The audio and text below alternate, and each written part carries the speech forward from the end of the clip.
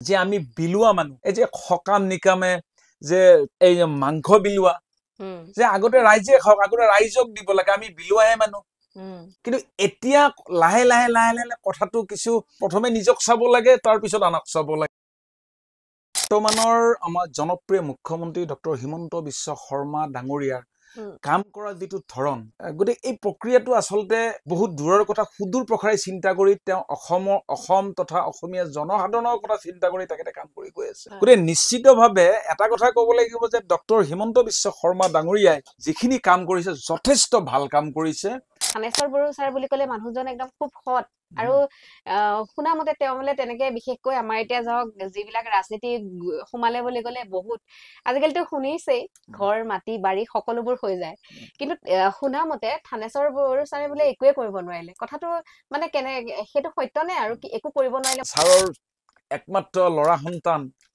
তেতিয়া তেওঁ খুব ভাল এটো কি কয় পাঞ্জা খেলিছিলে আৰু তেওঁ তেতিয়া কি বলে বড়ো ছাৰ তেতিয়া ৰাজমন্ত্ৰী অসম চৰকাৰৰ তেতিয়া পাঞ্জাবলে ল'ৰাজন কিবা মানে চেম্পিয়ন এই এটো কি পাঞ্জা খেলৰ চেম্পিয়ন আছে ল'ৰাজন যাব আৰু ল'ৰাজনে ছাৰক মাত্ৰ তেতিয়া ৫০০০ টকা খুজিছিল আৰু ছাৰে দিব নোৱাৰিলে আৰু ৰঙিয়া গৰকাত যেটো ছাৰৰ ঘৰ আছিল আপুনি বিশ্বাস নকৰিব সেই ঘৰটো তৰজাৰ আৰু টিঙৰ চালিৰ ঘৰ আছিল গতিকে তেনেকুৱা অসম মন্ত্ৰী সভাত মন্ত্ৰী আছিল নমস্কাৰ আপোনালোক সকলোকে মই যে আমাৰ পাকঘৰলৈ স্বাগতম জনাইছো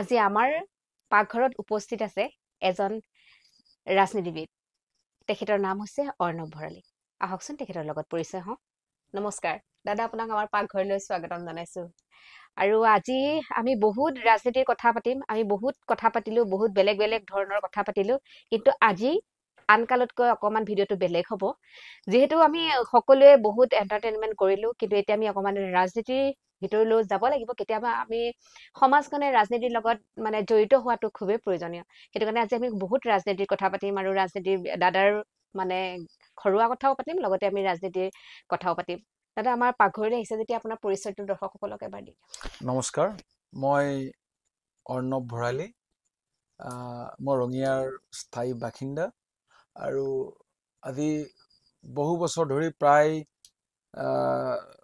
২৫ বছৰ আগৰ পৰা মই ছাত্ৰ ৰাজনীতিৰ লগত জড়িত আৰু এতিয়া প্ৰত্যক্ষভাৱে মই জাতীয়তাবাদ আঞ্চলিকতাবাদী ৰাজনীতিৰ লগত মই একাত্ম হৈ কাম কৰি আছো দেশ জাতি মাটি ভেটি আৰু ৰাইজৰ বাবে মই কাম কৰিবলৈ ওলাই আহিছো সকলোৰে শুভেচ্ছা আৰু আশীৰ্বাদ মই কামনা কৰিছো আপোনালোকৰ এই পাকঘৰৰ মজিয়াৰ জৰিয়তে তেতিয়াহ'লে দাদা যেতিয়া আমাৰ পাকঘৰলৈ আহিছে তেতিয়াহ'লে অকমান মৰম জনাইছো নমস্কাৰ দাদা আপুনিতো জানেই পাকঘৰ বুলি ক'লে পাকঘৰলৈ আহিলে ৰান্ধাৰে কাম এতিয়া যিহেতু আমাৰ মানে পডকাষ্টটো পাকঘৰ উইথ পডকাষ্ট প্ৰথমতে আমি খানাৰ কথাই পাতিব লাগিব তো তেনেহ'লে আপুনি কিনো ৰান্ধিব এবাৰ দৰ্শকসকলক জনাই দিলে ভাল হয় নিশ্চিতভাৱে আচলতে মই বহুকেইটা পডকাষ্টত ইতিমধ্যে গৈছো কিন্তু এইটো এটা এক্সেপশ্যনেল মই খুব ভাল লাগিছে যে ৰন্ধন প্ৰণালীৰ লগত আমি অসমীয়া সমাজ জীৱন একাত্মভাৱে সোমাই পৰো আৰু আজিৰ এই যেটো পডকাষ্টত আসলতে এই যেটো আমাৰ ৰান্ধনীশাল এই ৰান্ধনীশালৰ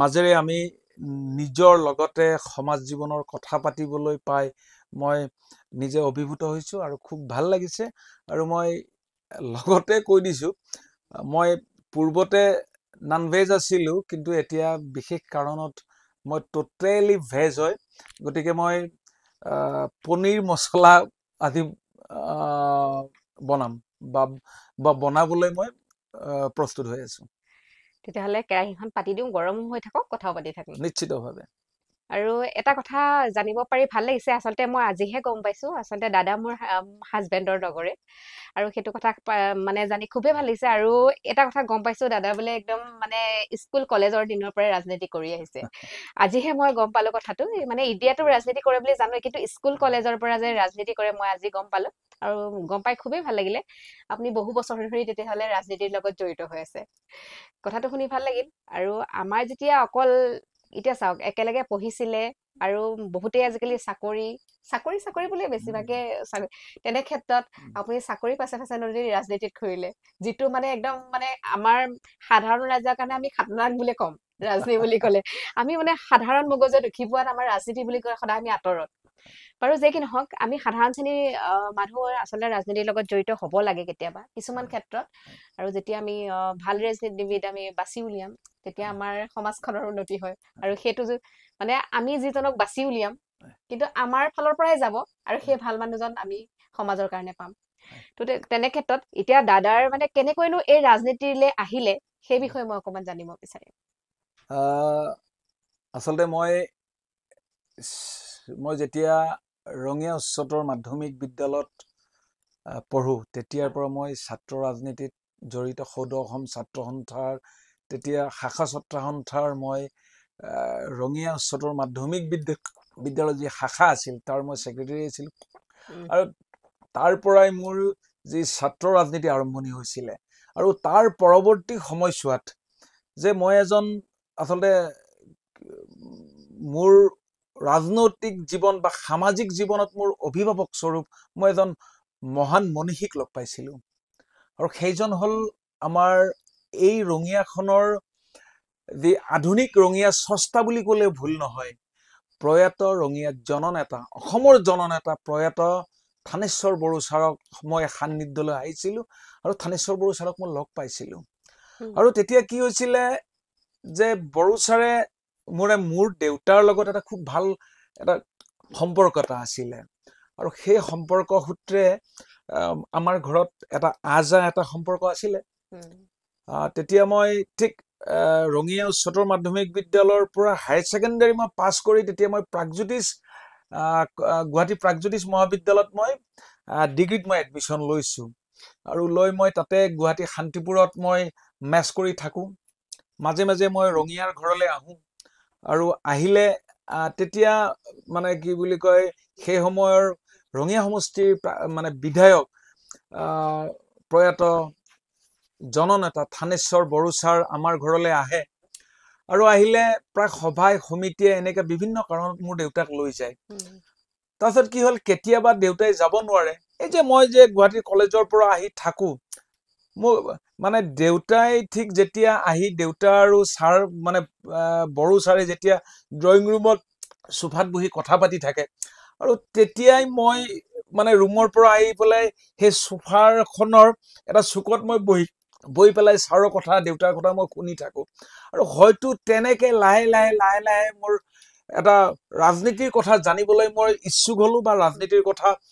ৰাজনীতিৰ প্ৰতি মোৰ এটা ধাউতি মোৰ জন্মিলে যে বড়ো ছাৰে কেনেকৈ কাম কৰে যে আৰু তেনেকৈ মোক বড়ো ছাৰে দেখি হয়তো ছাৰে কিবা ভাবিলে নেকি যে মানে ইয়াৰো ৰাজনীতিৰ প্ৰতি ধাউতি আছে আৰু তেতিয়া মাজে মাজে মই ৰঙিয়ালৈ আহিলে মোক দুই এখন সভাই সমিতিয়ে ছাৰে মোক লৈ যোৱা আৰম্ভ কৰিলে তেতিয়া মোৰ মানে মই ৰাজনীতিৰ এখন মই কখন বা লেচন বহুত দূৰত আছে মই এখন জাষ্ট মানে চিনিছোৱে ভালকে পঢ়াও নাই আৰু তেতিয়া মানে কি হ'ল বড়ো ছাৰে লৈ যায় বড়ো ছাৰে বিৰাট ডাঙৰ ডাঙৰ সভাত মানে ভাষণ দিয়ে আৰু তেতিয়া মোৰ কামটো হ'ল যে বড়ো ছাৰে ভাষণ দিয়ে আৰু মই তেতিয়া মানে মঞ্চলৈ নগৈ মানে বড়ো ছাৰে ভাষণ দি থকা মঞ্চৰ সন্মুখত যি মানুহ বহি থাকে সেই মানুহৰ ওচৰলৈকে যাওঁ আৰু সেই মানুহৰ ভিউবিলাক লওঁ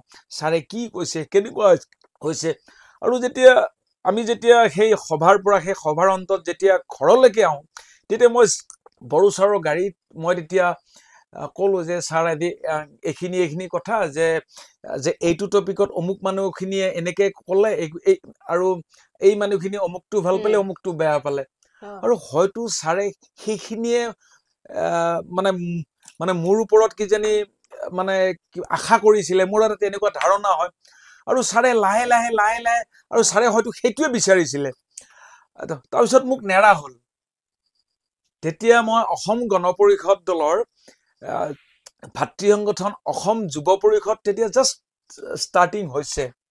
আৰু তেতিয়া মোক ছাৰে ক'লে যে আমাৰ এটা যুৱকৰ মানে অসম যুৱ পৰিষদ বুলিলে ছাৰৰ ভাষাৰে কৈছো যে যুৱকৰ এটা সংগঠন যুৱক পৰিষদ এটা হ'ব, যে তুমি তাত জইন কৰিব লাগিব। মই তেতিয়া ক'লো যে ছাৰ মইতো এতিয়া পঢ়ি আছো, গতিকে মোৰ কাৰণে সম্ভৱ নহ'ব নেকি? তেতিয়া ছাৰে ক'লে নাই, তুমি তাৰ মাজেৰে অলপ মানে তুমি যিখিনি পাৰা তুমি তেনেকে সময় দিয়া। আৰু ঠিক সেই ধৰণে মই ৰঙিয়া সমষ্টি সমিতিৰ নহয়, তেতিয়া মোৰ ৰঙিয়া নগৰ সমিতি মানে যিটো আমাৰ টাউন কমিটি, সেই টাউন কমিটিটোৰ মোক ছেক্ৰেটাৰী মানে বড়ো ছাৰে মোক ছেক্ৰেটাৰী বনালে। আৰু সেই সূত্ৰে কাম কৰি কৰি কৰি কৰি তাৰপিছত মই মানে প্ৰায় 10-15 বছৰ মই যুৱ পৰিষদ কৰিলো। কৰি আৰু এতিয়াৰ আমাৰ যি নেতৃত্ব মানে অসম গণ পৰিষদ দলৰ সন্মানীয় সভাপতি অতুল বৰা ডাঙৰীয়া, কাৰ্যকৰী সভাপতি কেশৱ মহন্ত ডাঙৰীয়াক যে মানে খুব ওচৰৰ পৰা পালো। আৰু তেখেতসকলৰ আমাৰ দৰে গাঁৱৰ পৰা যোৱা কৰ্মীসকলক যিটো আচলতে মৰম বা আদৰৰ চকুৰে চাইছে, গতিকে সঁচাই মানে ময়ো অভিভূত আৰু কাম কৰিবলৈ বহুখিনি উৎসাহ পালো। আৰু ঠিক তেনেকৈ লাহে লাহে লাহে মই সমষ্টি কমিটি, জিলা সমিতি, তাৰপিছত অসম গণ পৰিষদ দলৰ মূল সমিতিৰ সম্পাদক, মুখপাত্ৰকে ধৰি বিভিন্ন সময়ত মই কাৰ্যনিৰ্বাহ কৰি আছো। আৰু লগতে ৰঙিয়া সমষ্টিত ৰাইজৰ সুখে দুখে আগতেও আছিলো, এতিয়াও আছো। অনাগত দিনত মই ৰাইজৰ কাম কৰি যাবলৈ মই দৃঢ় প্ৰতিজ্ঞাবদ্ধ। গতিকে সকলোৰে সহায় সহযোগিতা আৰু আশীৰ্বাদ মোৰ কাৰণে কামনা হ'ব।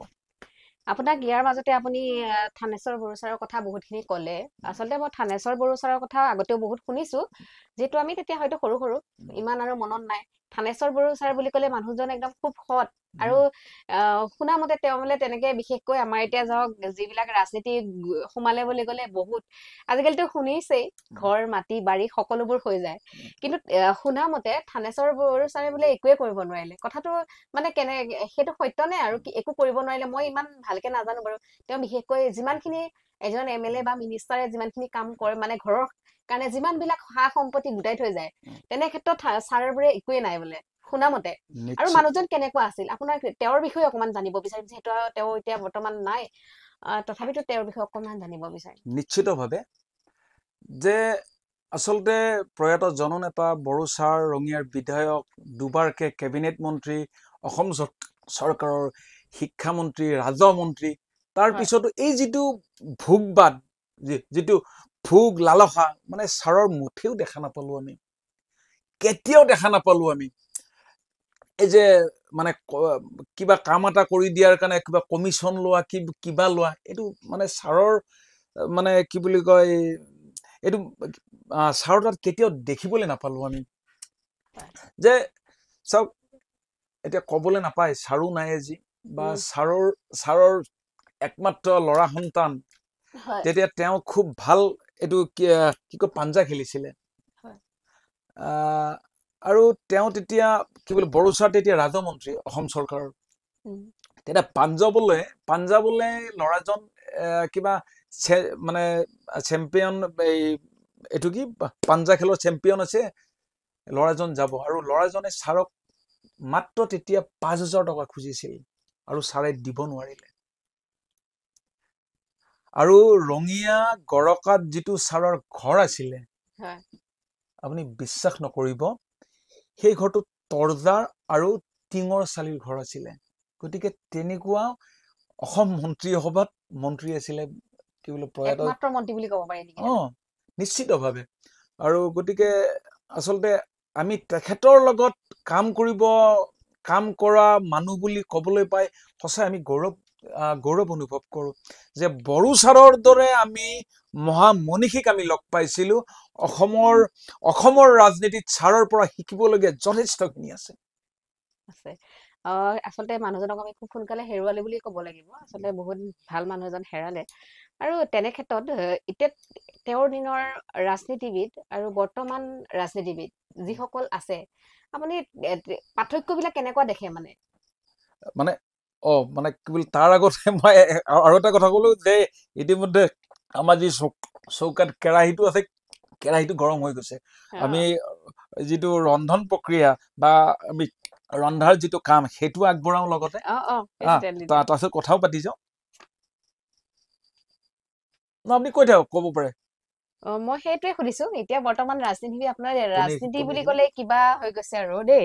এতিয়া ৰাজনীতি বুলি ক'লে মানুহে মানে কি কয় আৰু ৰাজনীতি ৰাজনীতি বুলি ক'লে মুখ কোচোৱা হৈছে বহুতে। হয় তেনে ক্ষেত্ৰত সেই ছাৰৰ দিনৰ ৰাজনীতি আৰু এতিয়া বৰ্তমান দিনৰ ৰাজনীতিৰ মাজত আপুনি পাৰ্থক্যটো কিবা দেখিছেনে? এতিয়া চাওক, সেই সময়ত বড়োচৰৰ যি ৰাজনীতিৰ যি ধৰণ বা কৰ্ম আছিলে আৰু এতিয়াৰ ৰাজনীতিবিদৰ মাজত যি হেৰি পাৰ্থক্য নিশ্চিতভাৱে আছে।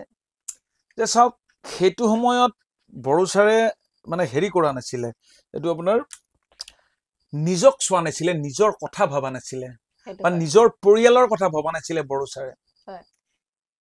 আৰু মানে আৰু তেতিয়া মানে বড়োচৰে কৈছিলে যে আমি আচলতে মানে বড়োচৰৰ ভাষাৰে কৈছো যে আমি বিলুৱা মানুহ। এই যে সকাম নিকামে যে এই মাংস বিলোৱা, যে আগতে ৰাইজে খাওক, আগতে ৰাইজক দিব লাগে, আমি বিলোৱাহে মানুহ। কিন্তু এতিয়া লাহে লাহে লাহে লাহে কথাটো কিছু মানে মানে ফালৰিকতা যেন অনুভৱ হয়। এইটো মই খোলাখুলিয়ে কৈছো যে প্ৰথমে মানে এতিয়াৰ কথা হ'ল প্ৰথমে নিজক চাব লাগে, তাৰপিছত আনক চাব লাগে।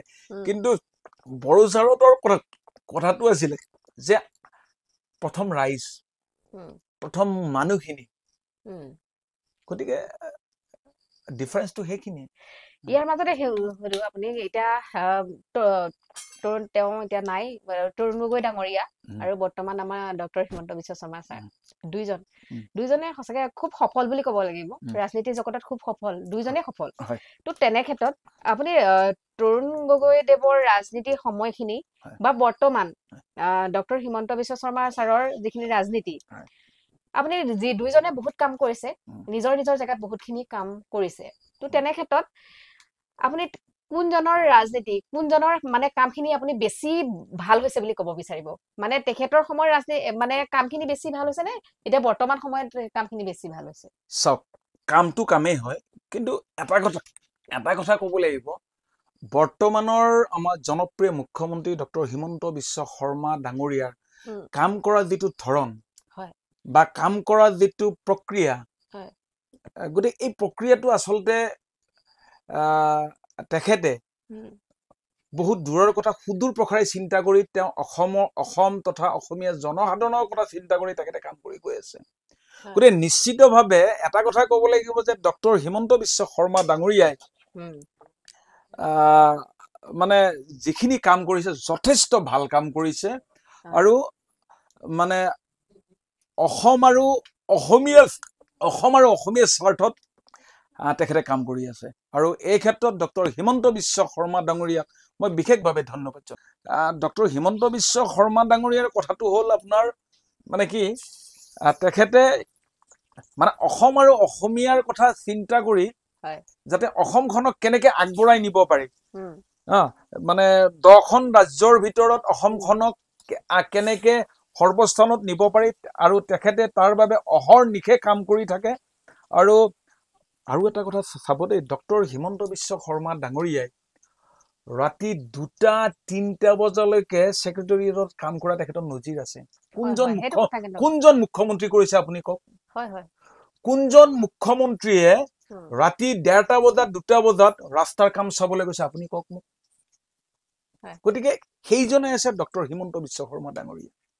গতিকে নিশ্চিতভাৱে ডক্টৰ হিমন্ত বিশ্ব শৰ্মা ডাঙৰীয়া আচলতে তেখেত সৰ্বকালৰ সৰ্বশ্ৰেষ্ঠ মুখ্যমন্ত্ৰী হিচাপে মই ক'বলৈ কুণ্ঠাবোধ নকৰোঁ। এতিয়া চাব, এইফালে চাৰিওফালে বৰ্তমান ৰাজনীতিৰ ধুমুহা লাহে লাহে চলিবলৈ আৰম্ভ কৰিছে।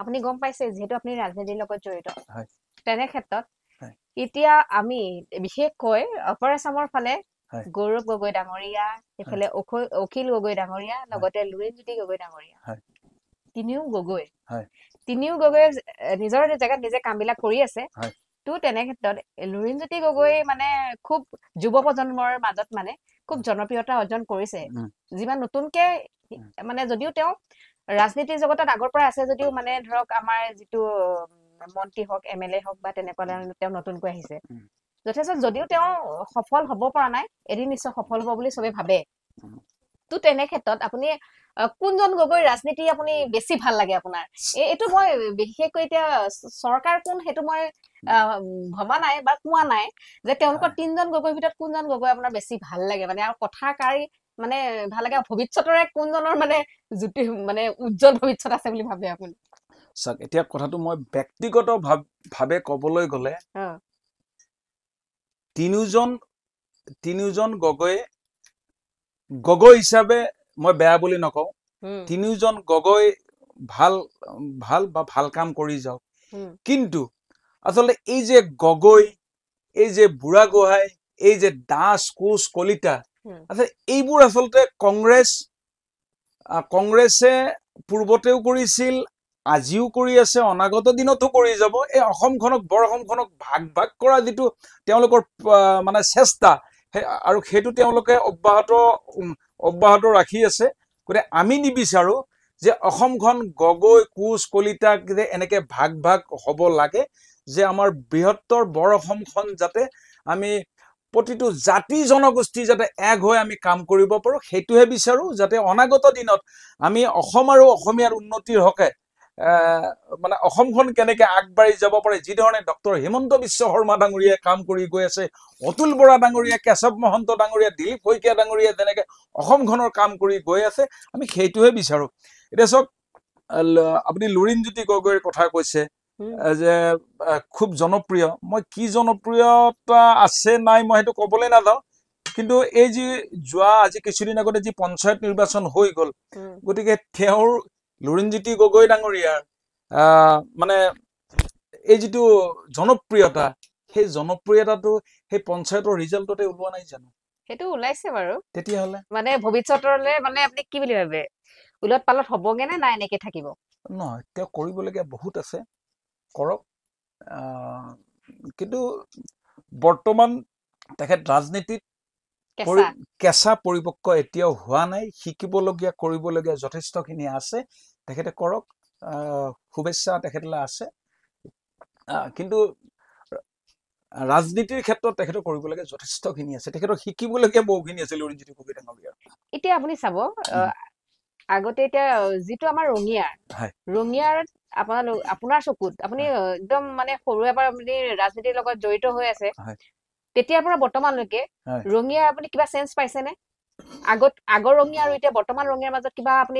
কেনেকুৱা কাম হৈছে বুলি ভাবে নেকি যে ৰঙিয়াত বহুতখিনি আগতকৈ উন্নতি হ'ল বুলি চাওক এতিয়া যোৱা পঞ্চায়ত নিৰ্বাচনৰ আগত বৰপেটা জিলাৰ আমাৰ য'ত ৯৯% ইছলাম ধৰ্মাৱলম্বী লোকৰ এটা সমষ্টি আমাৰ এইটো কি আছিলে যে মই এটা বিশেষ কাৰণত জনীয়া সমষ্টিলৈ গৈছিলো আৰু সেই জনীয়া সমষ্টিটো প্ৰায় 95 to 99% ইছলাম ধৰ্মাৱলম্বীৰ মানে বসবাস কৰা এটা অঞ্চল বা এটা সমষ্টি সেই সমষ্টিটো যাই মই আচলতে অভিভূত হৈ পৰিছো কিয় জানে তাৰ ৰাস্তা পদূলি ৰাস্তা ঘাট ইমান সুন্দৰ হৈছে যে সেয়াই হ'ল ডক্টৰ হিমন্ত বিশ্ব শৰ্মা ডাঙৰীয়াৰ সম বিকাশ আৰু সম উন্নয়ন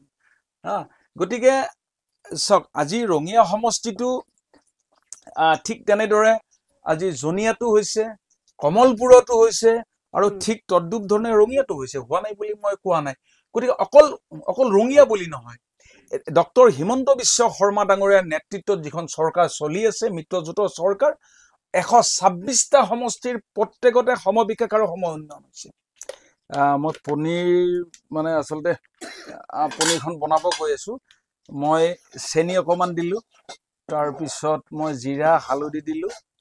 তাৰপিছত এতিয়া মই এইখিনি অকণমান লৰাই দিছোঁ।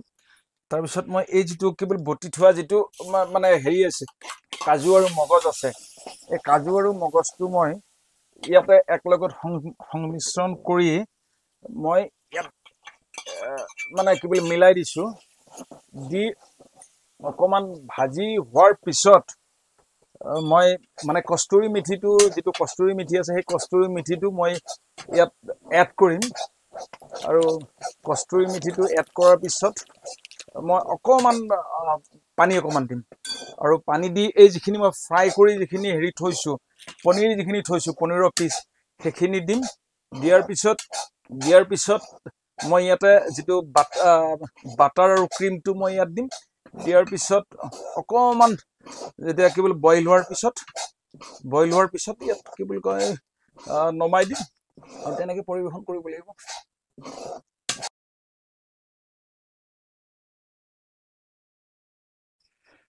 মই কষ্টুৰি মেথি পাতটো মই দি দিছোঁ কিছু পৰিমাণে। আৰু কচুৰি মেথিটো দি দিলে, সেইখিনি ভাজাৰ পিছতে কচুৰি মেথিটো ইয়াতে দি দিলে। হয়, আৰু কষ্টুৰি মেথিটো দিলে ইয়াৰ যিটো ফ্লেভাৰটো বহুত ধুনীয়া হয়। ফ্লেভাৰটো বিৰাট ধুনীয়া হয়, খাই খুব ভাল লাগে। আৰু যিটো চেনি যিটো দিয়া যায়, কালাৰ চেনিটোত কালাৰটো আহে। আৰু মানুহৰ সোৱাদ অনুযায়ী ইয়াত টমেটো চচটো এড কৰিব পাৰি, আৰু টমেটো চচটো নিদিলেও হয়। সেইটো মানে মানুহৰ দিয়ে যদি দিব পাৰিব, আছে কিন্তু টমেটো চচ নালাগে, এইটো মানে কি বোলে আদি কি বুলি নিদিয়াকে হওক। হ'ব, কথা নাই। আপুনি যেনেকে আচলতে ৰান্ধনীয়ে যেনেকে বনায়, পাকঘৰৰ ৰান্ধনীয়ে আমি তেনেকে খাওঁ। আৰু সকলোৰে সোৱাদ বেলেগ বেলেগ, ভালে লাগিব খাই।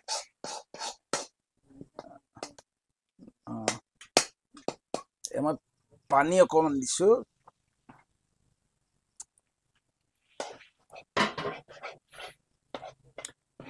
এইখিনি যাতে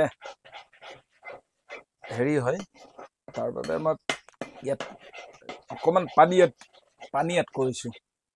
আচলতে খুব গৰম গৰম আছে। দাদাৰ আচলতে তেনেকে জুইত বনোৱা অভ্যাস নাই। নহয়, অভ্যাস নাই নহয়, বনাও, কিন্তু গৰম দিনত বিশেষকৈ বনোৱা গৰম দিনত। এতিয়া মাঘৰ বিহুতটো জুইতে বনোৱা যায়। জুইতে বনোৱা যায়, কিন্তু আৰু এই জুন জুলাই মাহত জুইত বনোৱাটো ইমান সহজ নহয়। নাই, আগৰ দিনততো জুলাই বুলি কথা নাছিল। চব মানুহেতো পাকঘৰ হয় হয় আজিনো কিমান বছৰ হৈছে। হয়, এতিয়া মই ইয়াত পনীৰখিনি এড কৰি দিছোঁ।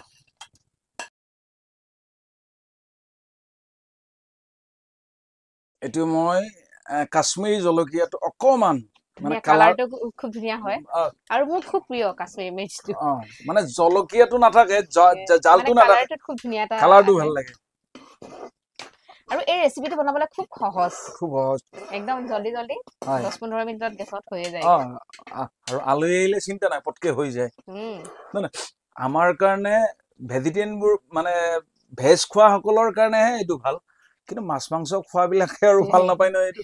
নাই, ভাল পায়। আজিকালি বহুতে ভেজ খাই ভালেই পোৱা হৈছে, আমিও ভাল পাওঁ আজিকালি ভেজ খাই। আৰু আপোনালোকে যিসকলে মানে ভেজিটেৰিয়ান হয়, আৰু লগতে যিসকলে বাৰ পালে, তেওঁলোকৰ কাৰণে খুবেই এটা একদম কম সময়তে তৈয়াৰ হোৱা ৰেচিপি হয়। আমাৰ যিটো বাটাৰ পনীৰ, সেইটোৰ নিচিনাই অকণমান মানে অকণমান বেলেগ সেইটো। তথাপিতো আপুনি মানে বাটাৰটো এড নকৰাকৈ এইটো বনাব পাৰিব।